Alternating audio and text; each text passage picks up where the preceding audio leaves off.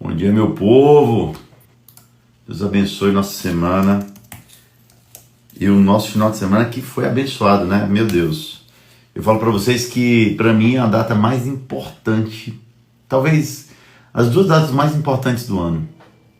É o que simboliza o renascimento de Jesus, né? A ressurreição dele e o nascimento dele. Para mim são as duas datas realmente comemorativas. Se a gente pode falar de data comemorativa, para mim são essas duas datas, porque representa algo muito forte.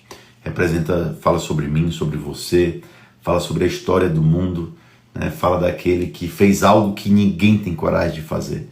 E quando eu falo sobre ninguém tem coragem de fazer, é alguém que entrega seu próprio filho pela sua vida, pela minha vida. Se eu parar para te perguntar, você jamais teria coragem de entregar o seu filho pela vida de alguém que você nem conhece. Eu fico me perguntando sobre como a gente não consegue, né, mesmo tentando, devolver para Deus exatamente aquilo que Ele fez por nós. Por que a gente tem tempo para tanta coisa e a gente não tem tempo para Deus?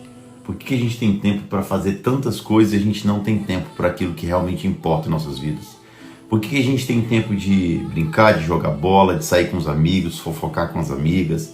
A gente tem tempo para sair para jantar, a gente tem tempo para viajar, para ficar assistindo besteira em rede social, coisas sem conteúdo, sem valor nenhum.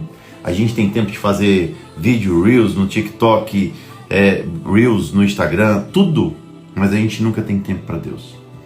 E o tempo que a gente determina para Deus, a gente ainda é impaciente, porque quando a gente normalmente vai para a igreja, as pessoas ficam olhando no relógio, contando segundos para acabar. Você tem um tempinho com Deus e conta a hora para acabar.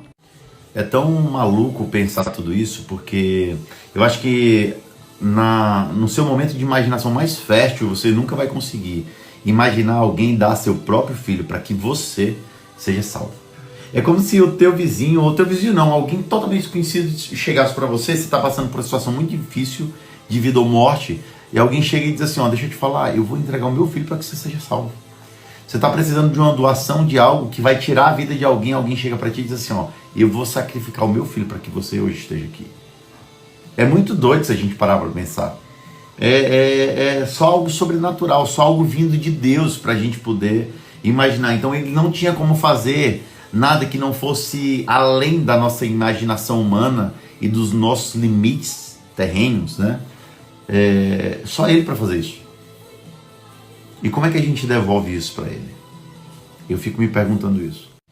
E aí quando eu paro para pensar sobre o tempo ele é algo que é tão precioso na nossa vida, mas a gente não distribui ele de forma correta muitas vezes. Se você perguntar para a maioria das pessoas que você convive e você falar sobre o tempo e a prioridade do tempo, normalmente ele vai falar que Deus é prioridade. Mas será que ele dá prioridade para Deus? Será que durante a semana a gente determina tempo para aquele que criou o mundo? A gente tem tempo para jogar bola, para conversar com os amigos, para fofocar, cortar o cabelo, para sair para jantar, para beber, para farrear, para festa, para qualquer coisa. Mas será que a gente tem tempo para gastar esse tempo com Deus de forma preciosa, de forma focada? A gente vai para a igreja e a gente fica olhando o relógio para saber a hora que acaba a igreja. E eu fico me perguntando, será que é Deus mesmo? A gente quer Deus para que Deus faça a nossa vontade, não a gente viva a vontade dele. Quando a gente acredita na Bíblia, a Bíblia não tem como a gente simplesmente isolar ela para as coisas que cabem para o nosso conceito do que a gente aceita, e esse é o grande problema das pessoas, né? A Bíblia é o seguinte, não, eu acredito na Bíblia, mas tudo aquilo que confronta aquilo que você pensa, você coloca ela numa caixinha de lado e coloca de lado exatamente aquilo que vai contra aquilo que você crê. Então, como eu vou ignorar algo simplesmente porque vai contrário ao que eu acredito? Cara, se na Bíblia falasse que Jonas engoliu a baleia, eu vou acreditar, porque ou eu acredito nela toda, ou eu não tenho como fazer escolhas de forma isolada daquilo que realmente cabe para a minha vida. E normalmente a gente não sacrifica as coisas por Deus, porque a gente sempre tem aquele negócio, Deus vai me perdoar, Deus não é mau, Ah, o livre-arbítrio, não existe livre-arbítrio. Por quê? Eu já ouvi uma pessoa falar isso, não existe livre-arbítrio porque se eu escolho algo e eu tenho que pagar por aquilo, isso não é livre-arbítrio. Lógico que é. Existem regras. Assim como eu sou um pai e tem regras para o meu filho, eu disse, meu filho, você tem 2 caminhos a seguir. Você pode escolher um deles, mas um tem uma consequência, o outro tem outra consequência. Isso é livre-arbítrio, sim. Deus dá esse livre-arbítrio para que a gente escolha as nossas escolhas, mas Ele não dá o livre-arbítrio para a gente escolher as consequências das nossas escolhas. Você já preparou para pensar isso? Se você está no prédio de 10 andares e você escolhe pular, sua consequência é morrer. Não tem como você fugir disso. Você não tem como no meio do caminho pulando, simplesmente falar, opa, estou arrependido e eu quero voltar. Não, mas ninguém está te obrigando a pular. Agora seria muito bom, né, se eu quisesse pular, chegar lá embaixo e simplesmente, não, eu escolho não morrer. Assim é muito bom. Eu estou contextualizando isso para que você entenda que a gente é muito falho enquanto ser humano. A gente quer chamar a atenção do mundo, mas a gente está cagando pro Criador do mundo. A verdade é essa, né? Se você for parar para pensar, a gente se preocupa mais em chamar a atenção da rede social do que daquele que é dono do sobrenatural. A gente tem mais tempo criando reels, conteúdo para o público que está aqui atrás de uma tela, do que pegando uma Bíblia e realmente lendo ela e dedicando tempo a Deus. Ele que realmente é a nossa prioridade. E eu fico imaginando, cara, a gente cria histórias erradas o tempo todo por conta das nossas prioridades. A gente fala sobre Deus ser nossa prioridade, mas na verdade a gente não tem tirado Ele como uma prioridade. E quando eu falo sobre prioridades, a gente tende a buscar Deus somente nos momentos ruins, né? E quando está nos momentos bons a gente normalmente esquece. Quer ver um negócio? Quando a gente fala sobre princípios, o princípio ele não é para ser no momento bom. É muito fácil você honrar princípio no momento bom. É muito fácil você não roubar quando sua conta está cheia. É muito fácil, né, você não adulterar quando você está do lado da sua esposa o tempo todo. É muito fácil, né, você não falar mal de alguém perto desse alguém. Princípio é no momento ruim, é no momento oportuno. Isso é princípio. É igual você abrir mão. Quando você abre mão de algo, se aquilo não te custa, isso não é abdicação. Isso não é renúncia. Renúncia é algo que te custa. É algo que dói em você. Isso é renúncia. E a gente normalmente só quer as coisas no nosso tempo. E talvez hoje você está passando pelo que está passando, eu nem sei o que é que você está passando. Porque você tem escolhido de forma errada as suas prioridades. Eu vivi de forma equivocada durante muito tempo, por ter escolhido as coisas erradas. E aí quando eu entendi que existe um momento na minha história onde eu abri mão de coisas que eu não conseguiria abrir, e vivi uma história completamente diferente. E hoje eu posso te falar, eu nem conseguiria pedir a Deus a vida que eu tenho hoje lá atrás. E quando eu falo sobre pedir a Deus, é sobre família, é sobre filhos, é sobre relacionamento, é sobre amizades, é sobre tudo que Deus construiu na nossa história. Eu nem teria como pedir, porque eu nem saberia se isso seria possível há 11 anos atrás. 11 anos porque foi exatamente a época em que eu tomei uma decisão e eu aceitei Jesus e toda a história mudou. Cacá, foi fácil? De jeito nenhum. Passei pelos meus piores processos. E passar pelo processo faz parte, porque o processo ele não vem para te paralisar, ele vem para te levar para um próximo nível, para uma próxima fase. Quando você fala sobre o processo, e eu entendo que é a fase do cajado, porque você passa pelo momento da cruz, como Jesus passou. É a crucificação, você vai ser caluniado, você vai ser rejeitado, você vai ser ignorado, as pessoas vão te chamar de louco. Eu vou te falar uma coisa, quando fui um novo convertido, eu fiquei louco. Eu fiquei louco ao ponto de olhar para todo mundo com olhos de julgo. Todo recém-convertido tem esse momento, né? As pessoas olham para você e você olha diferente, você começa a se achar melhor que todo mundo porque você aceitou Jesus e você diz, não, agora eu estou do lado certo e quem está do lado errado é profano. De um certo lado, de certo modo sim, mas a gente, enquanto ser humano, a gente sabe que a gente vai continuar errando muitas vezes ainda até acertar. E foi nessa loucura que eu descobri os milagres na minha vida. Porque milagre, ele simplesmente não chega para você de mão beijada, estendida assim, ó, servido numa bandeja, e você simplesmente pega ele. Milagre é decisão. Se você pegar a história da mulher do fluxo de sangue, ela não era a única mulher na época que tinha fluxo de sangue, né, que tinha essa hemorragia. Existiam várias outras mulheres, porém, por que só ela recebeu o milagre é porque ela é melhor do que as outras, porque ela foi uma escolhida de Deus para receber o milagre, não. Porque para você alcançar o milagre, você precisa estar disposto a correr atrás do milagre. Essa é a questão. Não é só a questão da fé, mas você tem que se mover e se posicionar para que o milagre aconteça na sua vida. Então a mulher do fluxo de sangue, na história da Bíblia, ela foi a única dentre tantas que saiu de casa, foi lá e tocou nas vestimentas de Jesus. Acreditando que seria curada, ela foi curada. Então ela teve a atitude e ela correu atrás do milagre. E eu falo para vocês, eu fui chamado de louco muitas vezes pelos meus amigos. Muitas vezes. Eles me chamavam de louco, tá ficando doido, o mundo vai acabar, Jesus vai voltar. E começavam a rir da minha cara. E aí eu ficava dizendo assim, porque Deus não precisa que a gente defenda Ele. Jesus não precisa que a gente defenda Ele. Ele sabe se defender, né?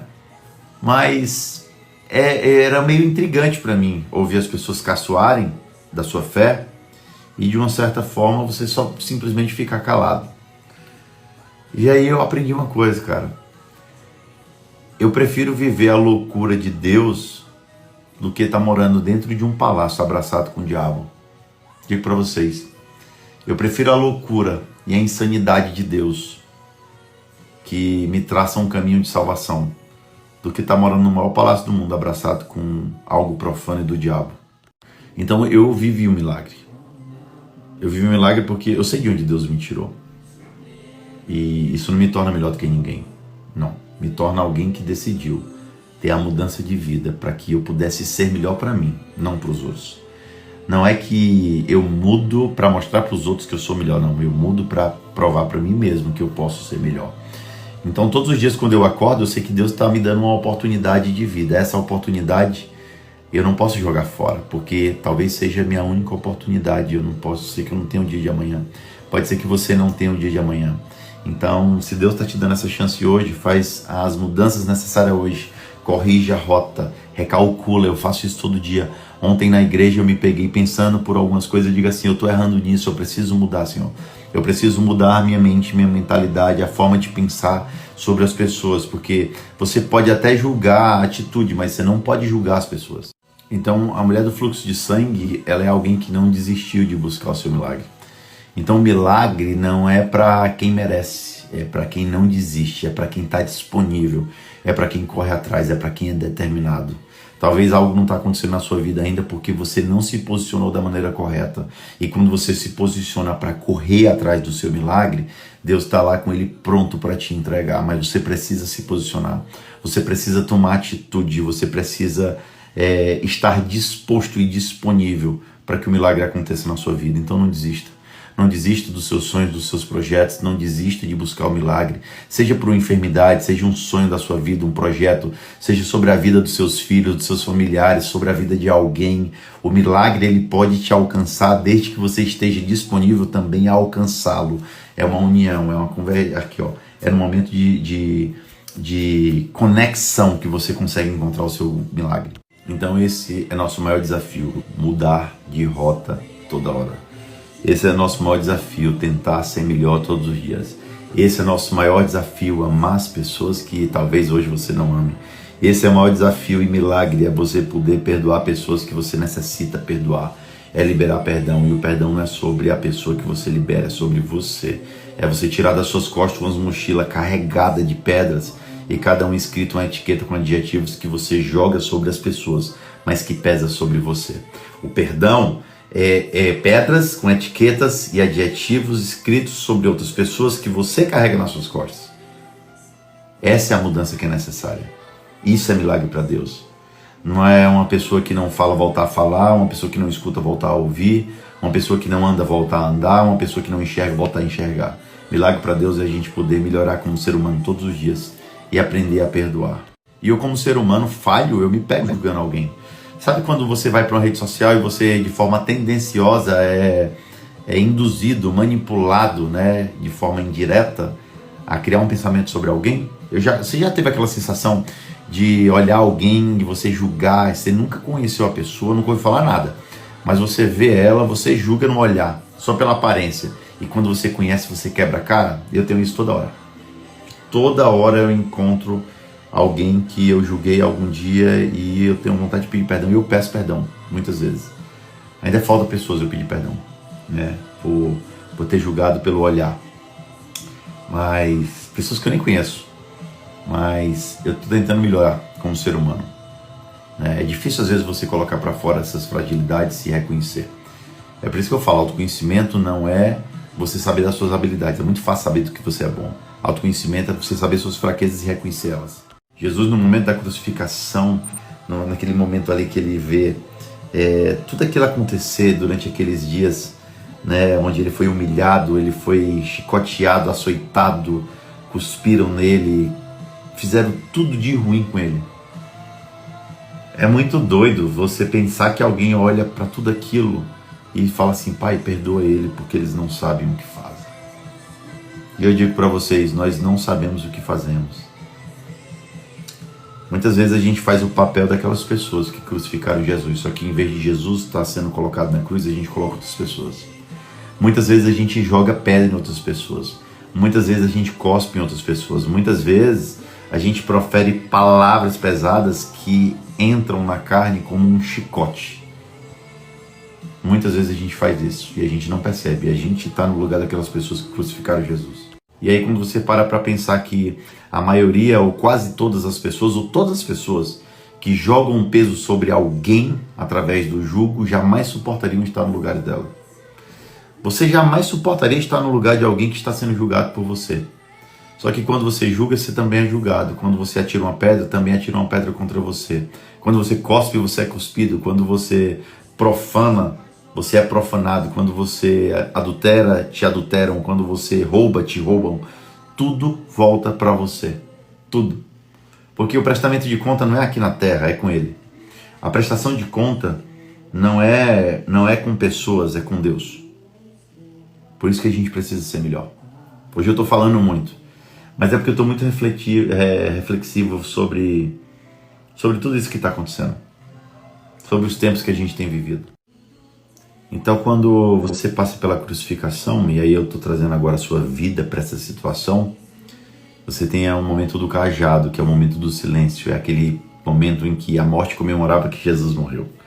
A morte comemorou na crucificação, a morte comemorou no momento do cajado, que é o processo, e a morte comemorou ao terceiro dia, até que ele ressuscitou. E aí ele chega para a morte e fala assim: ó, morte, você perdeu. Você perdeu, porque eu tenho as chaves da morte, eu tenho as chaves do inferno. E aí eu te falo, suporta a crucificação, suporta o processo, porque a ressurreição é o propósito. Jesus sabia tudo que ele ia passar, porque ele tinha uma palavra. E ele suportou, porque ele sabia que o propósito era muito maior do que a cruz e o cajado. A coroa era melhor. Então não deixa que esse final de semana, tudo isso que comemoramos a ressurreição de Jesus, seja algo simplesmente da boca para fora. Que isso possa entrar no seu coração como uma flecha, rasgando, te queimando por dentro, para que você possa entender que alguém sacrificou a própria vida por você. Então faça sacrifícios que não custem a tua vida, mas que são necessários para você ajudar o próximo, outras pessoas. E acima de tudo, coloque Deus como prioridade na sua vida. Eu digo para vocês, eu vivi um milagre, eu sei de onde Deus me tirou, onde Ele me colocou. Eu sei o mundo que eu vivia e o mundo que eu vivo hoje. Eu sei aquilo que eu errava, que hoje eu não tropeço mais nas mesmas pedras. Eu sei quem eu representava e quem eu represento hoje. Porque as pessoas nunca vão te invejar pelo que você tem. Porque isso é muito fácil conquistar. A conquista material, a prosperidade financeira é muito fácil. As pessoas vão te invejar pelo que você representa. Então, quanto maior você fica, maior é o alvo nas suas costas que você tem. Quer se dar bem, quer fazer sucesso, quer ser um representante de algo ideal para a vida das pessoas, se prepara. Quanto maior você fica, maior vai ficar o alvo nas suas costas. E maior as pessoas frustradas que não conseguem fazer absolutamente nada na vida delas vão tentar jogar as frustrações em você que está dando certo. Então não se incomoda. Pense que quando você sabe quem você é de verdade, você jamais vai desejar ser outra pessoa além de você mesmo. Eu só desejo ser eu, porque eu sei o meu valor, eu sei sobre a minha identidade, eu sei quem eu sou para Cristo e eu sei o que eu represento para as pessoas. Então é impossível tentar desejar a vida de alguém além da minha mesmo, porque eu já sou satisfeito com ela, eu sou muito realizado. Então quando você descobre quem você é de verdade, você jamais vai desejar ser outra pessoa além de você mesmo. Eu vou dizer para vocês, é libertador quando você só quer ser você.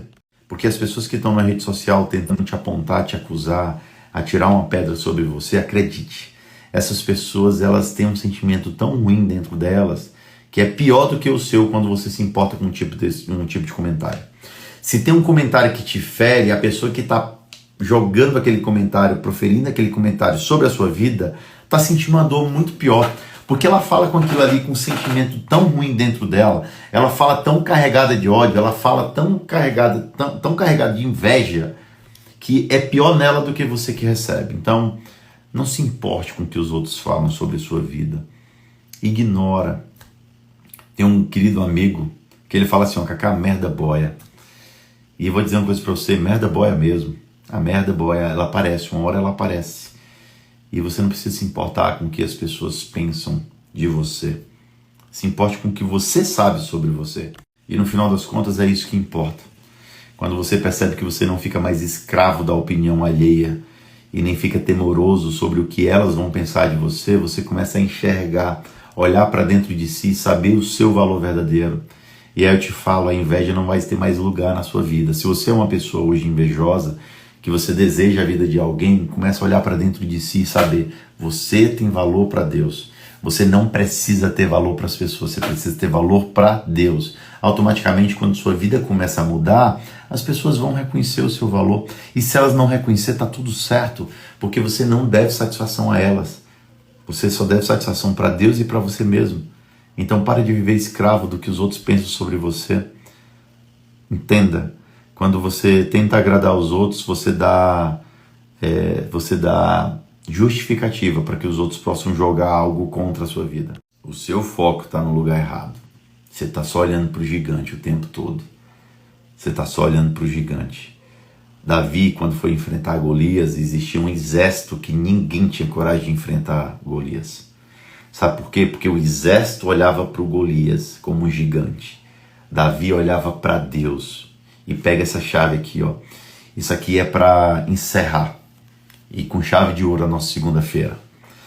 Aprenda que quando você olha para o gigante, você tropeça no gigante. Mas quando você olha para Deus, quem tropeça é o gigante. Enquanto as pessoas olhavam para o gigante e diziam, ele é muito grande, ele é muito forte, é impossível vencer. Davi olhava para Deus e quando via o gigante, ele dizia, ele é muito grande, ele é muito alto, é impossível errar.